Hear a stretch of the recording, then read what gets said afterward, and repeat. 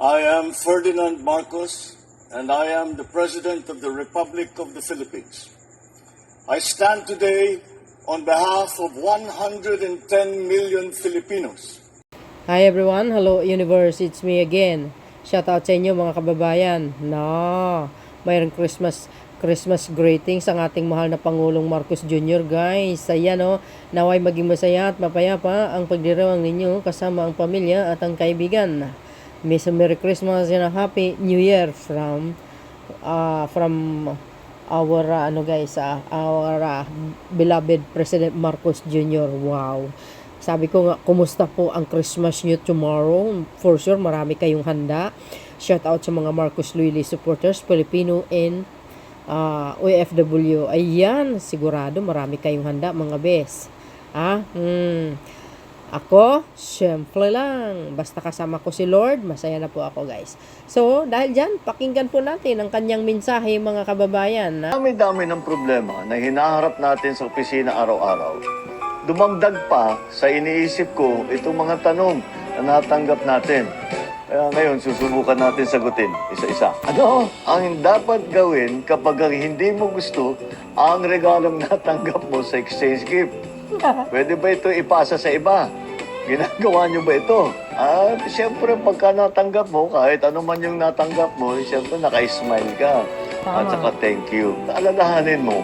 Ito naman, kahit ano pa ang binabigay sa inyo, kahit meron ka na, ito'y galing sa puso nung nagbigay. Yan ang alalahanin natin. Pero hindi naman dapat na masayang.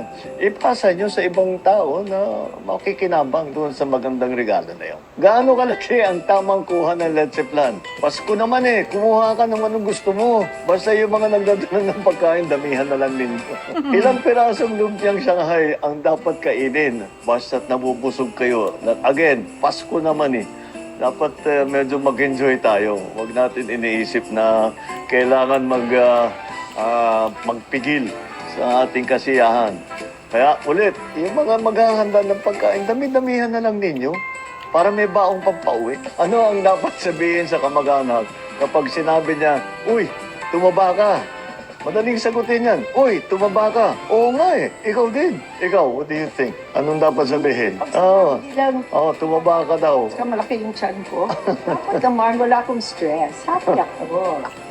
Kami naman ang magtatanong. Ang lagi namin tinatanong sa mga anak namin, yung tatlong anak kong lalaki, ba't wala pa kaming apo? Ano yan, honey? Sana all. Yan ang Christmas wish Sana ko. all. Wala kayong maabola, no?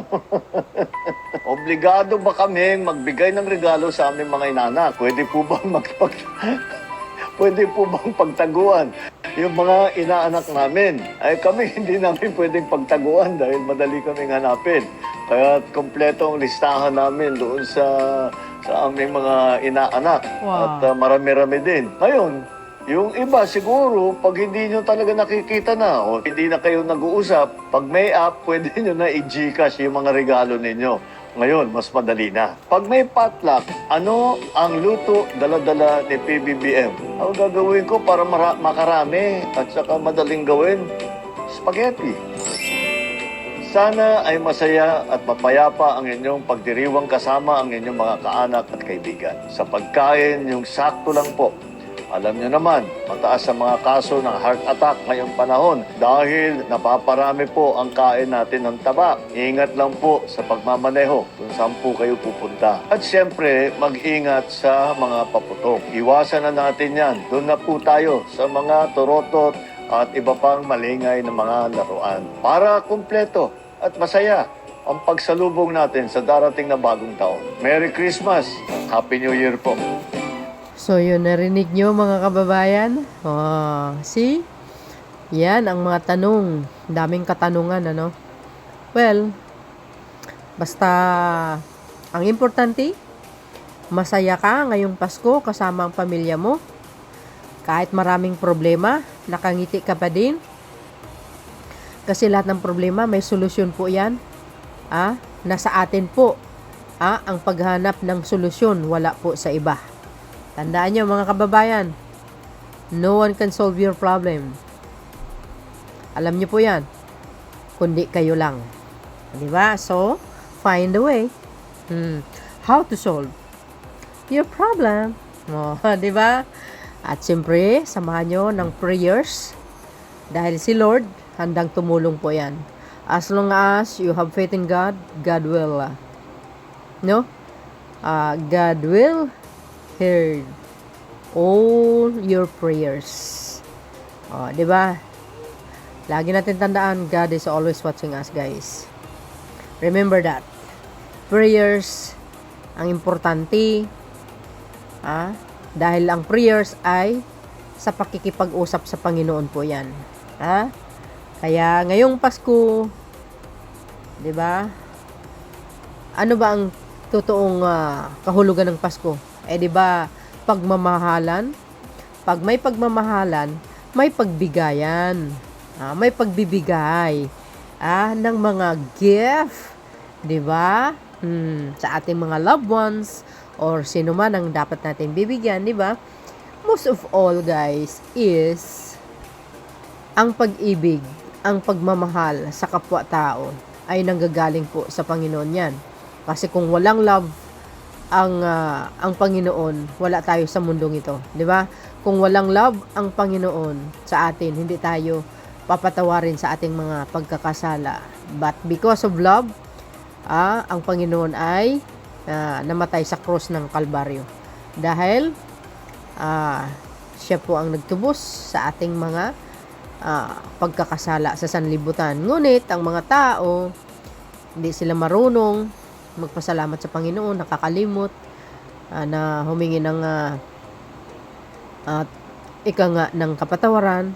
Kasi ang Panginoon handang magpatawad yan sa mga taong gustong humingi ng kapatawaran. Ngunit sabi nga, 'di ba, ang paglilingkod sa Diyos hindi rin po basta-basta. Dadaan po tayo sa mga struggles, test. Kasi para sa akin, everything is a test galing sa Panginoon. Dahil tinitingnan ng Panginoon kung hanggang saan ang pananampalataya mo. Pag alam ng Panginoon, matibay ka, strong ka, kahit anong pagsubok sa buhay mo, hindi ka nakakalimot na magdasal. Tulungan niyo po ako sa problema ko, kayo lang nakakatulong sa akin. Alam niyo, ang Panginoon laging nandyan para sa atin. Remember, sineselebrate natin ang kapanganakan ng ating mahal na Hesukristo, mga kababayan. Wala mang exactly date, pero nandoon pa din ang pagbibigay ng regalo sa kapwa at pagmamahal sa kapwa, handang magpatawad sa kapwa at humingi ng kapatawaran sa Panginoon. Pag tayo humingi ng kapatawaran, tayo patawarin ng Lord, di ba? Mga bes, Christmas is love, di ba?